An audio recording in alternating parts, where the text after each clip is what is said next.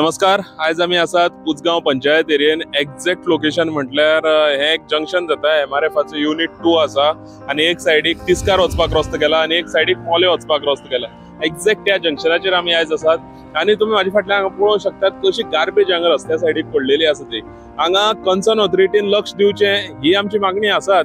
पूण हेजे बरोबर आमी एक बारीकशी अशी मेसेज दिवपाक सोदतात गोंयकारांक, जे गोंयचे लोक आसात तांकां, की तुम्ही जेन्ना रस्त्या सायडीक गार्बेज उडयतात, रस्त्या सायडीक गार्बेज उडोवप म्हटल्यार हांगा ऑथॉरिटीची तशी रिस्पॉन्सिबिलिटी आसना, पूण प्रत्येक एक नागरिकाची रिस्पॉन्सिबिलिटी आसता. रस्त्या सायडीक गार्बेज उडोवप ही सारकी काय कितें, आणि हांगा गार्बेज उडोवप ही सारकी काय कितें हे प्रत्येक नागरिकान चिंतपाक जाय आसता.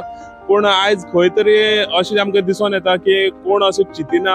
आनीक हो जो गार्बेज मेनन्स आसा तो आयज गोंयान खूब असो वाडलेलो आसा. आणि हे जे फाटल्यान तुम्ही म्हाजे फाटल्यान पळोवंक शकतात, ही जी हांगा सगळी एरिया आसा ती कशी भरलेली आसा ती दिश्टी पडटा.